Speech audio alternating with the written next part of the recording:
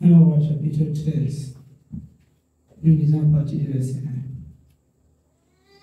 1. Voici un homme de Dieu arriva de Juda à Bethel par la parole de l'Éternel, pendant que Jéroboam se tenait à l'autel pour brûler des parfums. Il cria contre l'autel par la parole de l'Éternel et dit: Autel, autel, ainsi par l'Éternel, voici, il naîtra un fils à la maison de David, son nom sera Josias. Il immolera sur toi,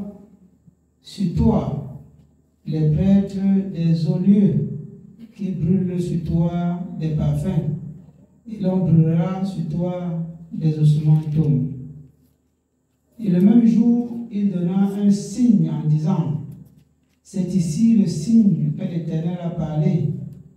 Voici, l'autel se fendra, et la cendre qui est au-dessus sera répandue. Lorsque le roi entendit la parole que l'homme de Dieu avait criée contre l'autel de Bethel, il avança la main dessus l'autel en disant: Saisissez-le. Et la main que Jéroboam avait étendue contre lui devint sèche. Amen. Le prophète dont nous lisons ici, c'est plus bas nous allons comprendre, c'est le prophète qui avait été tué par un lion. Ce prophète qui avait été trompé autrefois par un vieux prophète. Amen.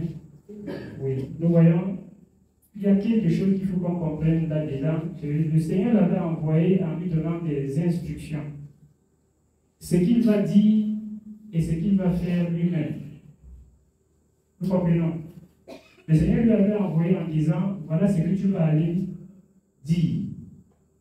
Va annoncer telle chose et voilà ce que toi-même tu vas faire. Ne mange pas en ce lieu, n'y passe pas la nuit, ne bois même pas de l'eau.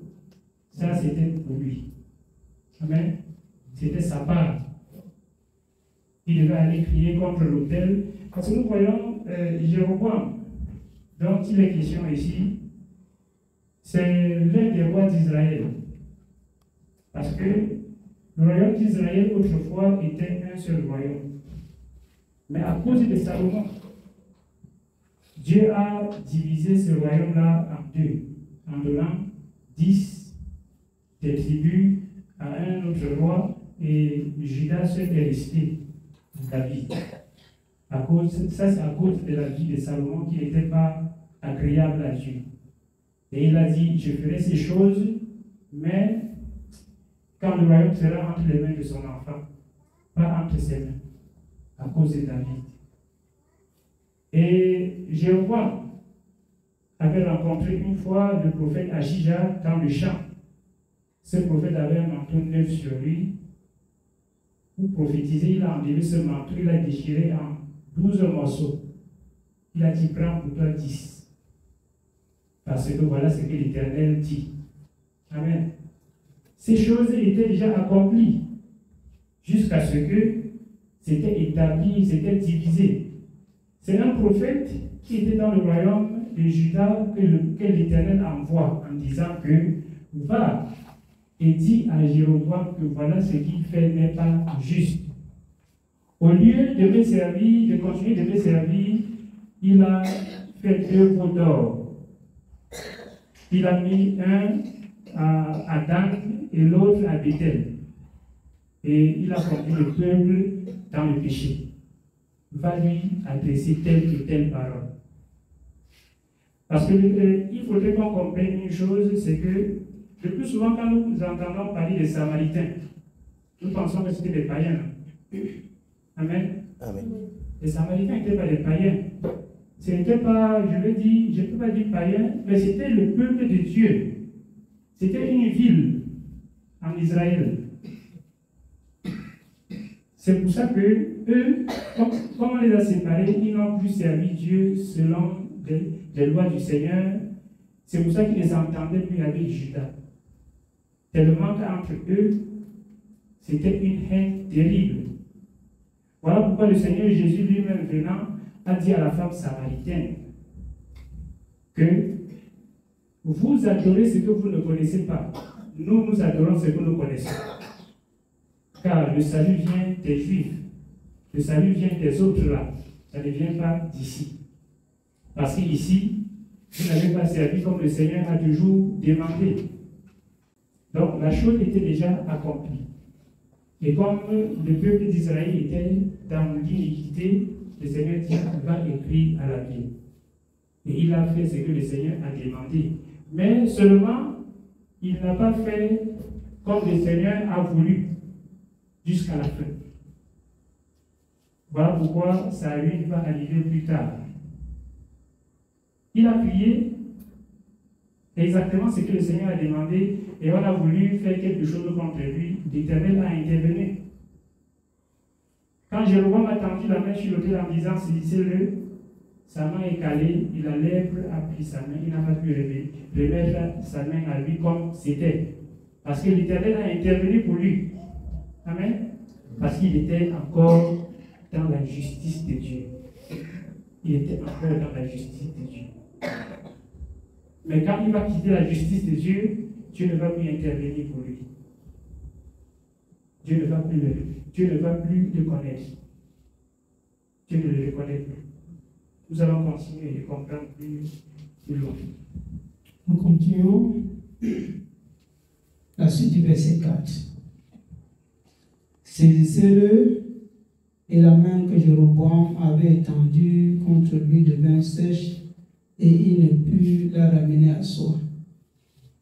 L'autel se fendit, et la cendre qui était au-dessus fut répandue, selon le signe qu'avait donné l'homme de Dieu par la parole de l'Éternel. Amen.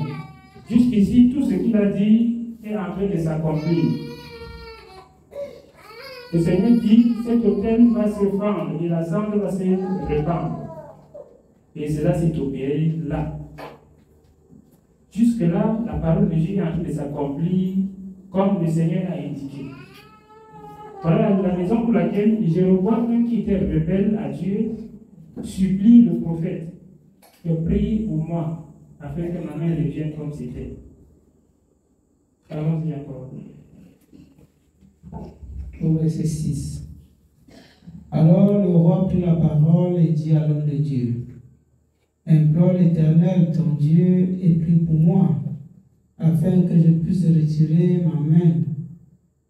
L'homme de Dieu implora l'Éternel, et le roi puisse retirer sa main, qui fut comme auparavant. Le roi dit à l'homme de Dieu, entre avec moi dans la maison, tu prendras quelque nourriture et je te donnerai un présent.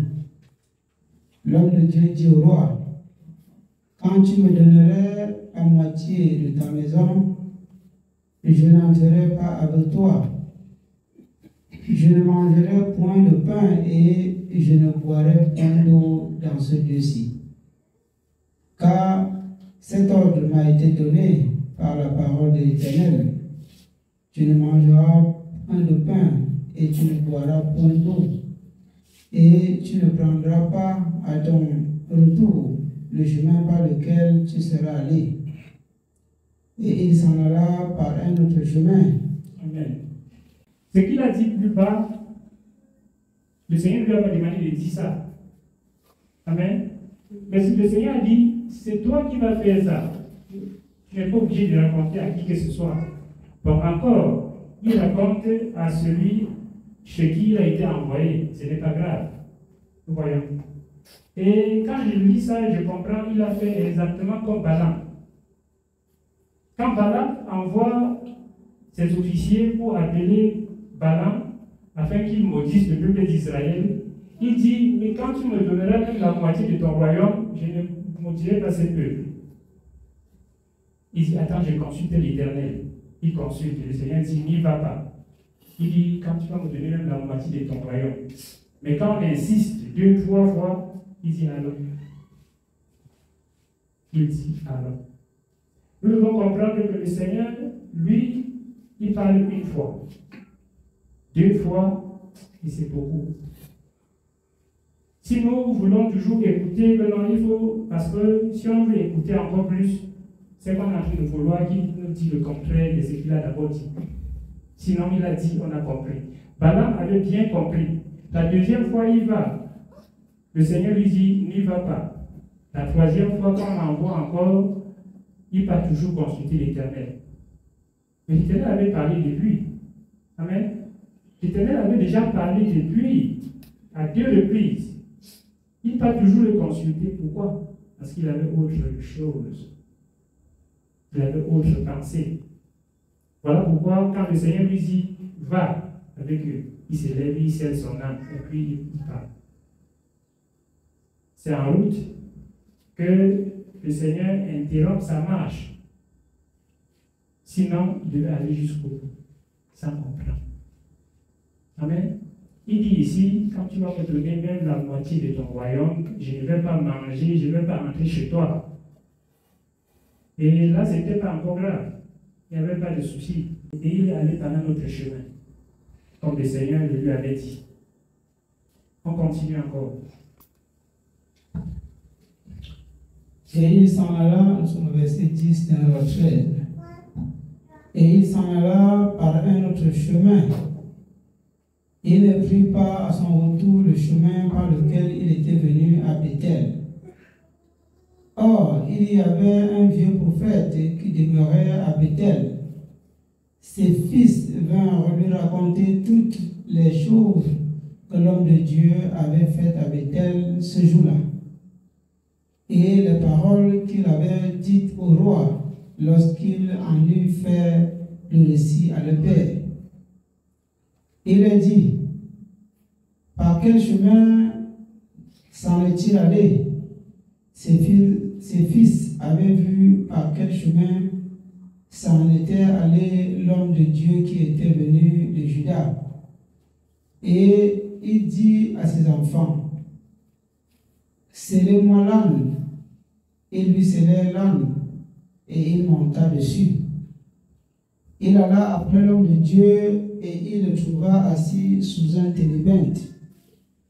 Il lui dit, es-tu l'homme de Dieu qui est venu de Juda? Il répondit, je le suis. Alors il lui dit, viens avec moi à la maison et tu prendras quelque nourriture. Mais il répondit, je ne puis ni retourner avec toi, ni entrer chez toi. Je ne mangerai point de pain, je ne boirai point d'eau avec toi en ce lieu-ci, car il m'a été dit à la parole de l'Éternel, tu n'y mangeras point de pain et tu n'y boiras point d'eau, et tu ne prendras pas à ton retour le chemin par lequel tu seras allé.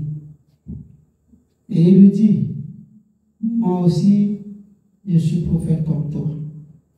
Et un ange m'a parlé de la part de l'Éternel, et il m'a dit, ramène-le avec toi dans ta maison, et qu'il mange du pain et boive de l'eau. Quand il a entendu le récit, ce qu'il a raconté au roi, il a dit à ses enfants, scellez-moi là, je vais le suivre. Et je vais le mettre dans la confusion. Quand il le retrouve, il dit, es-tu le prophète qui est venu de Juda? Il dit oui, je le suis. Il dit, ok, viens chez moi manger quelques nourritures. Est-ce qu'il était obligé de lui raconter tout ce que l'Éternel lui a dit là? Il n'était pas obligé. Il le lui racontait en tant que qui? Il était qui? Je ne peux pas retourner avec toi, moi c'est tout. Mais s'il faut raconter un discours, après avoir écouté le discours, le moyen de te convaincre va sortir. Donc, pour nous, ça m'amène à comprendre quelque chose que si le Seigneur nous demande d'aller faire quelque chose, nous n'avons pas besoin de réciter ça aux païens. Le Seigneur m'a envoyé de venir faire ceci. Il m'a dit, je n'ai pas dormi ici. Amen. Quand le Seigneur dit, marchez par l'esprit et vous n'accomplirez pas les désirs de la chair, est-ce que c'est tout le monde qui comprend le langage de l'esprit? Même si tu expliquais, on va dire, laisse ça. Laisse-nous les choses là. Amen. Après avoir tout expliqué, on dit laissez-nous les choses de Dieu là. Hein? Telle chose est sucrée, telle chose est bonne. Donc, nous devons comprendre. Quand nous comprenons parler du vieux prophète, c'est le prophète que, quand Jéroboam a commencé à faire les veaux d'or, il n'est plus allé aussi à Jérusalem pour célébrer l'Éternel comme avant. Parce que qu'est-ce qui a poussé Jéroboam de faire les veaux d'or? Quand le royaume s'est séparé, le peuple partait à Jérusalem constamment pour adorer l'Éternel, parce que c'est là-bas que le temple était. Amen. Tout le peuple partait et il s'est dit, mais attends, depuis longtemps vous ne faites qu'aller là-bas. Pour finir, votre cœur va s'attacher encore à la maison de David et vous allez me tuer et retourner à lui. Non, il a fait 2 veaux d'or. Il dit maintenant, Israël, voici ton Dieu qui t'a fait sortir du pays d'Égypte. Et depuis ce temps-là, plusieurs ne partaient plus à Jérusalem pour offrir des sacrifices. Ils offraient des sacrifices maintenant sur place. Donc, le vieux prophète, il ne pouvait pas dire la vérité. Parce que c'est l'un des prophètes qui s'était détourné de l'Éternel. Il ne pouvait pas dire la vérité. L'Éternel l'a utilisé tout simplement pour éprouver son envoyé. L'Éternel l'a tout simplement utilisé. Mais sinon, il n'était plus agréable à l'Éternel. Un prophète de l'Éternel ne ment pas. Amen. Autrefois, il était prophète de l'Éternel, mais il s'était détourné. Amen. Nous voyons, le prophète de l'Éternel ne peut pas mentir de la sorte et dit, je suis aussi prophète. Et Dieu m'a parlé. Amen. Il connaissait la parole de Dieu qui dit, tu ne prendras point le nom de l'Éternel ton Dieu en vain. Car il ne laissera pas impuni celui qui prendra son nom en vain. Nous voyons, dit que l'Éternel m'a parlé, pourtant il ne t'a pas parlé, tu n'es pas prophète de l'Éternel. Donc, nous devons comprendre que lui, il est mort à cause de ce qu'il n'a pas su contenir ce que le Seigneur lui a dit pour lui. C'était pour lui, ce n'était pas pour le monde. Ce n'était pas pour les gens. Ce n'était pas pour qu'il récite aux gens, non, c'était sa part, c'était ce qu'il devait faire. Mais il s'est mis à raconter, et quand ça se raconte beaucoup, c'est parce qu'on veut que Dieu parle encore un peu le contraire, et qu'on mange et qu'on boit. Amen. Non. Ce n'est pas ce qu'il faut pour nous. Retenons une chose que, évitons, allez, disons au monde tout simplement ce qui est nécessaire pour le monde. Ce qui est nécessaire pour le monde. C'est pour cela, moi je dis souvent que, même quand nous voulons prêcher au monde, il y a beaucoup de ces paroles-ci qui ne s'adressent pas à ceux qui n'ont pas encore cru. Amen. Et si tu parles de ça à quelqu'un qui n'a pas encore cru, il ne te comprendra pas. Donc l'homme de Dieu n'avait pas besoin de raconter tout ce que Dieu lui a dit de ne pas faire. Il devait seulement ne pas faire ça ici. C'était terminé. Amen. Ce n'était pas une chose à raconter, mais c'était une chose à pratiquer, à faire, tout simplement. Il y a des choses que le Seigneur nous demande de faire. Au lieu que nous venons faire la chose tout simplement, nous nous mettons à expliquer pourquoi je fais ça, pourquoi ceci, pourquoi ceci. Non, ce n'est pas comme ça. L'apôtre Paul dit que quand le Seigneur l'a saisi, il n'a pas consulté la chair et le sang. Amen. Et il n'est même pas retourné à Jérusalem vers ceux qui furent apôtres avant lui. Nous comprenons. Il a écouté seulement le Seigneur. Le Seigneur dit fais. Il fait. Il ne va pas d'abord expliquer pourquoi il veut faire ça. Il fait. Si le Seigneur nous envoie, si nous expliquons beaucoup, on va nous corrompre. On va nous convaincre par quelques moyens que ce soit. Et nous allons nous retrouver en train de faire ce que le Seigneur n'a pas recommandé. Voilà pourquoi ce prophète de l'Éternel n'a pas réussi sa mission à 100%. Il n'a pas réussi sa mission à 100%. Parce qu'il a trop bavardé. Il a trop parlé. Amen. Il a parlé ce qu'il ne fallait pas. qu'il avait déjà dit ce que le Seigneur a envoyé dire, et puis c'était tout. Maintenant, là, le peuple a besoin. C'est à une personne précise. Amen. Nous continuons encore un peu. Nous continuons au verset 18. Et il dit, moi aussi je suis prophète comme toi. Un ange m'a parlé de la part de l'Éternel et m'a dit, ramène-le avec toi dans ta maison et qu'il mange du pain et boive de l'eau. Il lui mentait. L'homme de Dieu retourna avec lui et il mangea du pain et but de l'eau dans sa maison. Comme ils étaient assis à table, la parole de l'Éternel fut adressée au prophète qui l'avait ramené. Et il cria à l'homme de Dieu qui était venu de Juda. Ainsi parle l'Éternel. Parce que tu as été rebelle à l'ordre de l'Éternel et que tu n'as pas observé le commandement que l'Éternel ton Dieu t'avait donné, parce que tu es retourné et que tu as mangé du pain et bu de l'eau dans le lieu dont il t'avait dit, tu n'y mangeras point de pain et tu n'y boiras point d'eau, ton cadavre n'entrera pas dans le sépulcre de tes pères. Amen. Donc, depuis le début, il savait qu'en leur ramenant, c'est pour qu'ils désobéissent à l'ordre de l'Éternel. L'ange mange et boit. Moi aussi, je suis prophète comme toi. Moi aussi, je suis enfant de Dieu. Nous nous rendons compte que nous avons déjà compris ça plusieurs fois. Nous parlons de Dieu. Moi aussi, je suis enfant de Dieu. Laissez-nous ça. Moi aussi, je suis enfant de Dieu. Voyons. Si on n'est pas un peu affaibli là, on va dire, bon, lui, l'enfant de Dieu, il fait ça. Donc, ça veut dire que ce n'est pas grave. Amen. Et on va se mettre aussi sur les pas. Nous, c'est la même chose qu'on nous dit. Tu veux mettre la barrière sur des choses abominables, on dit nous, mais nous aussi on est enfants de Dieu. Tu penses que nous faisons comme ça, nous sommes enfants de Dieu. La Bible dit que. Mais ce n'est pas ça qui est important. Le Seigneur dit tout simplement que si quelqu'un est enfant de Dieu, on va le reconnaître tout simplement par ses fruits, par ses œuvres.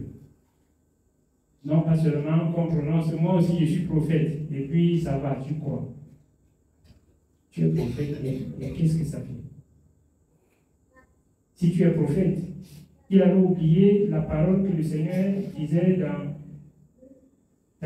Deutéronome, le Seigneur dit que si un prophète s'élève du milieu de toi et te dit des choses qui sont vraies, qui s'accomplissent même, mais après tu vois qu'il ne se conduit pas selon le commandement de l'Éternel, non. Il ne faut pas croire à ce que ce prophète dit.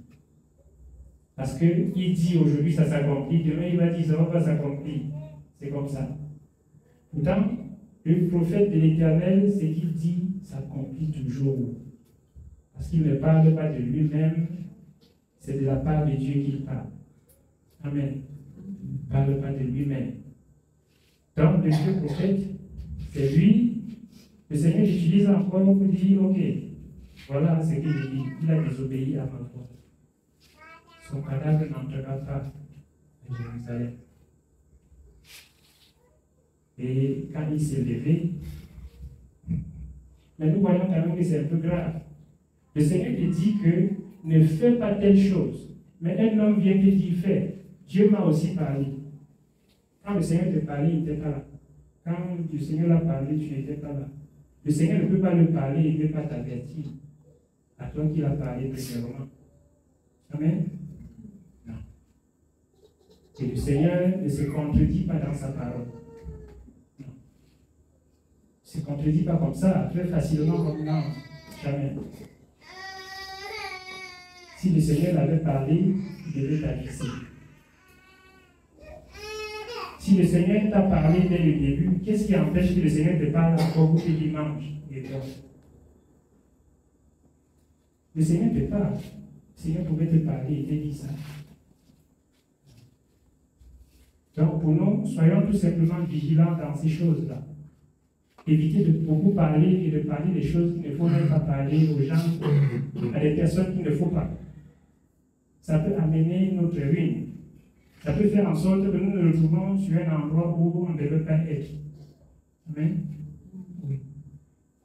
Qu'on ne dise que ce qu'on a dit, ce qui nous concerne, nous, ce que le Seigneur a dit, vas-y, fais là. On fait seulement ce que le Seigneur a dit, va faire.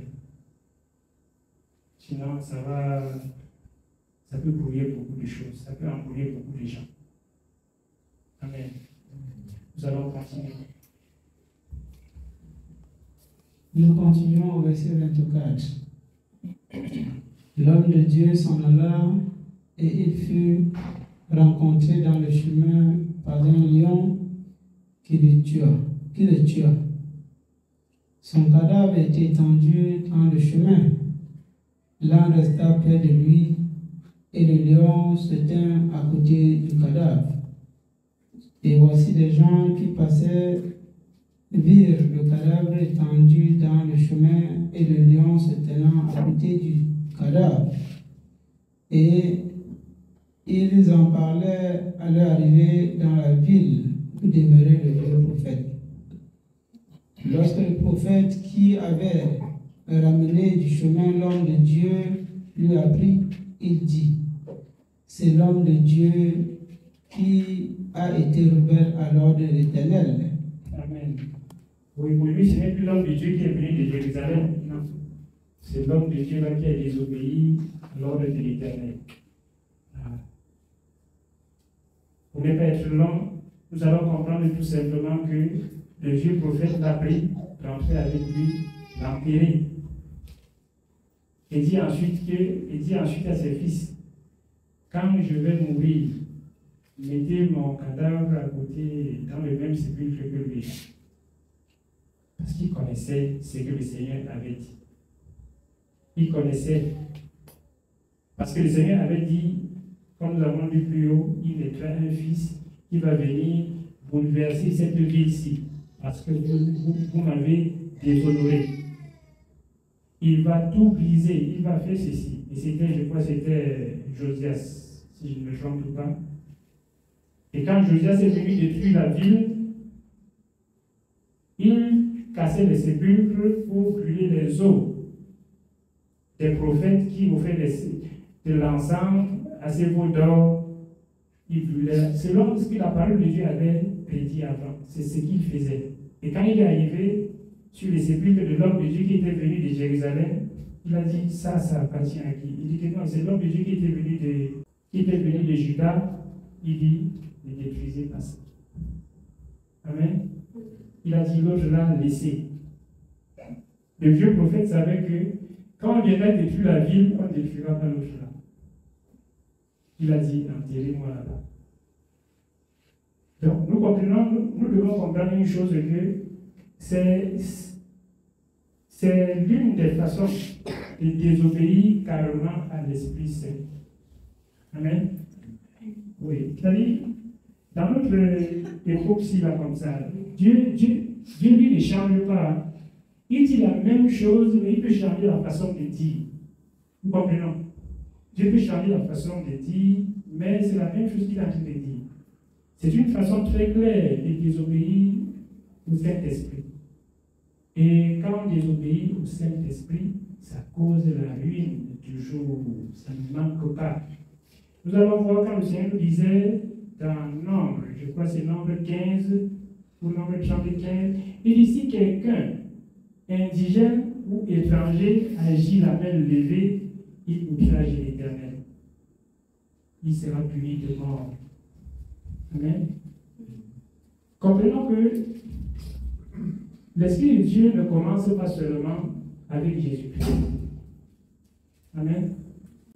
Travailler avec l'Esprit de Dieu, ça ne commence pas avec Jésus-Christ seulement. Non. Dieu, depuis toujours, a toujours travaillé avec les hommes par son esprit. Sans son esprit, il ne travaille pas avec toi. Jamais. Amen. Nous allons lire un peu Nombre. Disons voir Nombre 11. Voici cela. Disons à partir du verset 11. Nombre chapitre 11. Nous lisons à partir du verset 11. Moïse fut attristé et il dit à l'Éternel, pourquoi affliges-tu ton serviteur et pourquoi n'ai-je pas trouvé grâce à tes yeux? Que tu aies mis sur moi la charge de tout ce peuple. Est-ce moi qui ai conçu ce peuple? Est-ce moi qui l'ai enfanté pour que tu me dises, porte-le sur ton sein, comme le nourricier porte son enfant,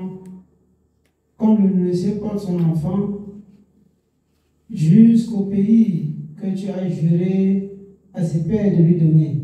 Nous voyons, ici, Moïse était accablé. Moïse était accablé parce que le peuple était nombreux et il était seul qui jugeait tous les problèmes du peuple, qui faisait tout seul. Il était accablé, surtout parce que les enfants d'Israël, à un niveau, demandaient de la viande. Que non, vraiment c'est trop. Si les Dieux qui nous donnent la viande à manger, nous étions en Égypte, comme ça on mangeait la viande sans problème, on mangeait ceci, on faisait l'esclavage, mais on mangeait quand même quelque chose de bien. Depuis que nous sommes au désert, ce n'est que la main. Mais ce n'est que ceci, cela. Il se plaignait. Et ça a accablé Moïse. Voilà pourquoi, quand nous commençons au verset 11, nous comprenons que Moïse fut attristé. Amen. À cause de ceci, parce que le peuple, il dit, est-ce moi qui ai enfanté ce peuple pour le porter moi seul jusqu'au pays où tu as promis à cette période? Vraiment, moi je suis fatigué. On continue, on va comprendre ce que le Seigneur lui dit. Nous sommes au verset 13, pardon. Où prendrai-je de la viande pour donner à tout ce peuple? Car il pleure auprès de moi en disant, donne-nous de la viande à manger. Je ne puisse pas en moi seul porter tout ce peuple, car il est trop pesant pour moi. Plutôt que de me traiter ainsi, tue-moi, je te prie. Si j'ai trouvé grâce à tes yeux et que je ne vois pas mon malheur, Amen. Il va jusqu'à dire à Dieu, s'il te plaît, tue-moi. C'est nous qui avons peur de la mort aujourd'hui. Amen. Non, c'est nous qui avons peur de la mort. La peur. Non, un véritable enfant de Dieu ne peut pas avoir peur de la mort. C'est pour ça que je disais encore, le Seigneur est le même, il ne change pas. La façon dont il a travaillé avec les autres, c'est la même chose avec nous aujourd'hui. Vous voyez? Aujourd'hui, là, un véritable enfant de Dieu doit être comme Moïse. Amen. Il n'a pas peur de la mort. Parce qu'en fait, nous devons comprendre ce qui est très simple, c'est que la mort, ce n'est pas un problème. Parce que quoi qu'on fasse, on va mourir. Quand on monte, on descend, on prend tous les trucs bio du monde, on va mourir. Ça va échapper à personne. Donc, ce n'est pas la mort qui est un problème, mais c'est dans quel état de cœur l'enfant de Dieu meurt, ou bien l'homme meurt. Amen. Voilà pourquoi dans l'Apocalypse, le Seigneur dit, heureux dès à présent les morts qui meurent dans le Seigneur. Comment quelqu'un meurt, on dit qu'il est heureux? Donc c'est un peu... L'homme ne comprend pas ça facilement. Quelqu'un meurt, on dit qu'il est heureux, celui qui meurt. Oui. Heureux dès à présent les morts qui meurent dans le Seigneur, oui, dit l'Esprit, afin qu'ils se reposent de leurs travaux, car leurs œuvres les suivent. Nous voyons que ce n'est pas la mort qui est un problème. C'est qu'est-ce qui te suit. C'est ça qui est le problème. Moïse dit, donne-moi la mort afin que je ne vois pas mon malheur. En même temps, avec ce peuple, ils vont me pousser à pécher et que je meure, les mauvaises œuvres me suivent. Amen. Comme je suis encore là comme ça, conservé avec entre tes mains, donne-moi une fois la mort, pour que mon malheur ne vienne pas. Nous continuons encore. Au verset 16. L'Éternel dit à Moïse, assemble auprès de moi 70 hommes des anciens d'Israël, de ceux que tu connais comme anciens du peuple et ayant autorité sur lui. amène-les à la tente d'assignation, qu'ils s'y présentent avec toi. Je descendrai et là je te parlerai. Je prendrai de l'esprit qui est sur toi et je le mettrai sur eux, afin qu'ils portent avec toi la charge du peuple et que tu ne la portes pas à toi seul. Voilà, nous comprenons. Le Seigneur ici pouvait dire tout simplement, choisis 70 anciens du peuple et dis-leur de faire telle chose. Nous voyons ça. Mais le Seigneur n'a pas dit comme ça. Le Seigneur ne peut pas parler à quelqu'un si la personne n'a pas son esprit et il lui parle, il dit, va faire telle chose, va faire telle œuvre. Tous les prophètes avaient l'esprit de Dieu. Tous les prophètes de l'ancienne alliance, là, ils avaient l'esprit de Dieu. Sinon, ça ne marche pas. Amen. Sinon, ça ne marche pas. Même les rois d'Israël avaient l'esprit de Dieu. Voilà pourquoi Dieu, avant même que Israël ne commence à demander un roi, Dieu savait déjà, et il avait dit dans Deutéronome, que quand le peuple dira un jour, nous voulons établir sur nous un roi, quand ce roi sera établi, qu'il prenne avec lui une copie de cette loi, afin de la lire tous les jours. Vous comprenez? Pour agir selon ce qui est écrit. Donc les rois d'Israël ne devaient pas être des personnes ordinaires comme ça qui font du n'importe quoi, non. Donc nous comprenons, tous les prophètes avaient l'esprit de Dieu. Nous voyons, quand Moïse se plaint auprès du Seigneur, le Seigneur dit, ok, j'ai compris, va, choisis 70 hommes des anciens d'Israël et fais-les venir à moi, à la tente d'assignation. Je vais prendre de mon esprit qui est en toi et je vais mettre en eux afin qu'ils portent le peuple ensemble avec toi. Nous voyons que sans l'esprit de Dieu, on ne peut pas porter le peuple de Dieu. Nous voyons, sans l'esprit de Dieu, on ne peut pas servir Dieu. Nous comprenons encore pourquoi le Seigneur dit dans Romains chapitre 8 que si quelqu'un n'a pas l'esprit de Christ, il ne lui appartient pas. C'est aussi clair que ça. Si quelqu'un n'a pas l'esprit de Christ, il ne peut pas appartenir à Christ. C'est comme ça. Nous voyons, Moïse a choisi 70 ans, n'est-ce pas? 68 se sont présentés à la tente d'assignation. 2, Eldad et Médad, ne se sont pas présentés. Mais étant dans le camp, ils ont reçu l'esprit de Dieu. Amen. Ils ont été choisis, étant dans le camp. Ouais, ils ont reçu l'esprit de Dieu. C'est Josué qui dit à Moïse que il y a deux là qui étaient ici avec nous et les voilà là-bas qui parlent, qui prophétisent, ceci, cela. Moïse dit, tu es jaloux, laisse ça. On les a choisis. Le Seigneur les a donnés. Qui travaillent avec le Seigneur. Donc nous voyons ce prophète dont nous avons lu dans un roi, c'est une façon très claire de désobéir à la voix de l'Esprit. Vous comprenez? Et si quelqu'un désobéit à la voix de l'Esprit, ce n'est pas salutaire pour lui. Ce n'est pas salutaire pour lui. Même avec Moïse, il y en a plusieurs qui ont désobéi à la voix de l'Esprit. Plusieurs. Et ça n'a pas été salutaire pour eux. Pour nous, si nous désobéissons à la voix de l'Esprit, ça ne sera pas salutaire pour nous. Nous comprenons? Ça ne sera pas salutaire pour nous, mais ça sera pour notre perte, pour notre ruine. Regardons ce que le Seigneur écrit dans Ésaïe 63. Lisons un peu Ésaïe 63. Voilà. Ésaïe 63, nous commençons au verset 7. Ésaïe chapitre 63. Nous lisons à partir du verset 7. Je publierai les grâces de l'Éternel, les louanges de l'Éternel. D'après tout ce que l'Éternel je dirais sa grande bonté envers la maison d'Israël, qu'il a traité selon ses compassions et la richesse de son amour. Il avait dit, certainement ils sont mon peuple, des enfants qui ne seront pas infidèles, et il a été pour eux un sauveur.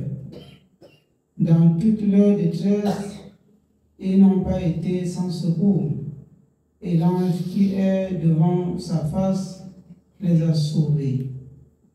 Il les lui a même rachetés dans son amour et sa miséricorde, et constamment il les a soutenus et portés aux anciens jours. Mais ils ont été rebelles, ils ont attristé son Esprit Saint, et il est devenu leur ennemi. Il a combattu contre eux. Amen.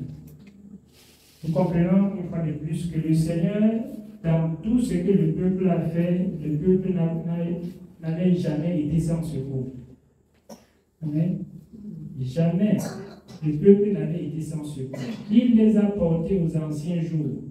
Et l'ange qui est devant sa face les a secourus. Il les a soutenus. Le Seigneur ne les avait jamais laissés. Mais ils ont été rebelles à son esprit. Ils ont attristé son Esprit Saint. Amen. Et il est devenu leur ennemi et il a combattu contre eux. Vous voyez. Donc, le Seigneur nous accorde la grâce. Le Seigneur nous accorde la grâce d'avoir le Saint-Esprit de Dieu comme ça et de demeurer ferme, de demeurer attentif à la voix de cet esprit-là. C'est une prière qu'il faut qu'on fasse au Seigneur. Parce que par notre force, nous ne pouvons pas. Mais nous ne pouvons pas. Voilà pourquoi il dit dans le livre des Corinthiens, 2 Corinthiens 3, versets 4 à 6. 2 Corinthiens chapitre 3, verset 4, verset 6. Cette assurance-là, nous l'avons par Christ auprès de Dieu. Ce n'est pas à dire que nous ne soyons pas nous-mêmes capables de concevoir quelque chose comme venant de nous-mêmes. Notre capacité, au contraire, vient de Dieu. Amen.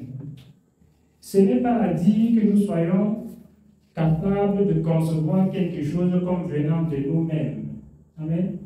Notre capacité, au contraire, ça vient de Dieu. Notre capacité à faire quoi que ce soit, ça vient de Dieu. Il faudrait qu'on reconnaisse ça dans toutes nos voies. Si on reconnaît ça dans toutes nos voies, c'est que c'est le chemin que nous empruntons comme ça. On reconnaît que toutes nos capacités, ça vient du Seigneur. Voilà pourquoi je disais qu'il faudrait qu'on prie au Seigneur afin que l'Esprit qu'il nous a accordé, nous puissions demeurer fermes dans cet Esprit qu'il nous a accordé. C'est le plus important. C'est le plus important, écouter la voix de l'Esprit. Si le Seigneur nous accorde la grâce d'écouter attentivement la voix de l'Esprit, on sera difficilement dans la confusion. Ça, c'est la clé de la chose. Amen. Parce que c'est la raison pour laquelle le Seigneur nous a accordé l'Esprit. Pour qu'on écoute avant de marcher. Mais le plus souvent, dans nos tergiversements, dans nos négligences, on marche avant d'écouter l'Esprit après. Amen. C'est-à-dire, l'Esprit parle avant, mais on marche d'abord avant de comprendre ce que l'Esprit disait après. C'est une faute grave pour nous. Amen. C'est-à-dire, tu veux te déplacer, l'Esprit te dit, ne te déplace pas. C'est un exemple que je prends. L'Esprit dit, ne te déplace pas. Mais dans trop de distractions, tu ne comprends pas. Amen. Mais ça ne veut pas dire que le Seigneur n'a pas parlé par l'Esprit. C'est quand tu te déplaces, que tu arrives et tu vois les conséquences. Quand, comme le Seigneur dit, au jour du bonheur, sois heureux, au jour du malheur, réfléchis. Quand tu trouves les conséquences, tu commences à réfléchir. On va le comprendre. Ah, l'Esprit m'avait parlé. Amen. Dieu m'avait parlé par l'Esprit divin. J'avais bien senti que je devais faire ceci. Nous voyons que c'est tard. C'est tard. Le mieux pour nous, c'est de faire les efforts pour écouter avant. Pour comprendre avec exactitude avant et non pas après. Après, là, c'est tard. Après, c'est tard. Donc, nous voyons dans Ésaïe 63, les autres ont reçu l'Esprit du Seigneur, mais ils ont été rebelles, ils ont attristé. L'Esprit est devenu leur ennemi. Il a combattu contre eux. Voilà pourquoi dans Galates, l'apôtre Paul posait la question aux Galates, après avoir commencé par l'Esprit, voulez-vous finir par la chair? Amen. Mais est-ce que nous désirons finir par la chair après avoir commencé par l'Esprit? C'est dans Galates qu'il le disait. Non. Nous avons commencé par l'Esprit. Veillons de manière à finir par l'Esprit. C'est très important pour nous. Parce que dans Ecclésiaste, le Seigneur dit, mieux vaut la fin d'une chose que son commencement. Amen. Mieux vaut, c'est une parole très importante. Si on comprend ça avec exactitude, ça va nous amener à faire beaucoup de choses bien. Mieux vaut, c'est très clair, mieux. La chose est finie comment? Amen. Et de voir comment ça a commencé. Comment ça a commencé n'est pas très important. Pourvu qu'on soit déjà en chemin. Amen. Et qu'on veille maintenant sur la fin. Comment on veut que ça finisse? Comment ça a commencé là? Oublions ça. Amen. Oui. Ça peut commencer, on peut commencer à vivre par beaucoup de mal, en commettant beaucoup de crimes. N'est-ce pas? Voilà. On est entré dans la maison du Seigneur, même on a beaucoup souffert, on a tergiversé beaucoup. C'est pas ça le problème. Amen. C'est pas ça le problème. On a fait 2 ans, on a fait 5 ans, on a demandé l'Esprit, on n'a pas reçu ça. Après 5 ans qu'on a reçu, ce n'est pas ça le problème. Amen. Ce n'est pas ça. Le grand problème, c'est que ça va finir comment? C'est ça la vraie question. Le problème, ce n'est pas qu'on est entré, on a demandé l'Esprit, on a directement reçu. Donc tout était comme sur les roulettes. Ce n'est pas ça la question. Non, ce n'est pas ça qui est important. Voilà pourquoi le Seigneur, dans son amour, il nous donne de voir toujours par l'Esprit la fin de chaque chose. Si nous sommes attentifs à l'Esprit, amen, il nous fait voir toujours la fin. Ça va finir comment? Voilà comment ça va finir. Mieux vaut la fin d'une chose que son commencement. Après avoir commencé par l'Esprit, est-ce que vous voulez finir par la chair? Non, la réponse pour chacun, c'est non. C'est jamais. C'est qu'on a reçu la grâce de Dieu en vain. Amen. On a reçu en vain. Donc, nous ne voulons pas recevoir la grâce de Dieu en vain. Comme le serviteur nous le dit dans sa parole, dans la parole de Dieu. L'apôtre Paul dit, ne recevez pas la grâce de Dieu en vain. Donc, la vie de ce prophète, ça nous interpelle sur beaucoup de points. Amen. Ça nous interpelle sur beaucoup d'angles. Beaucoup. Il suffit seulement que, même si nous rentrons à la maison, nous méditons encore dessus. Par l'Esprit, nous allons mieux comprendre.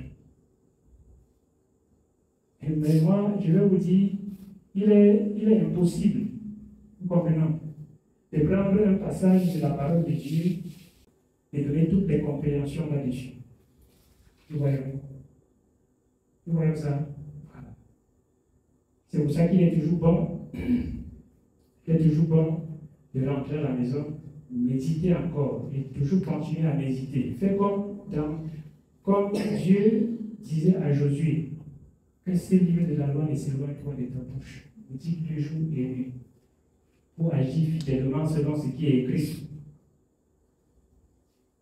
Parce que ce que nous lisons aujourd'hui, nous pouvons relire ça demain ou après-demain ou dans un mois et on a une compréhension plus approfondie encore. Amen. Donc, c'est important pour nous de faire ainsi. Que le Seigneur nous bénisse.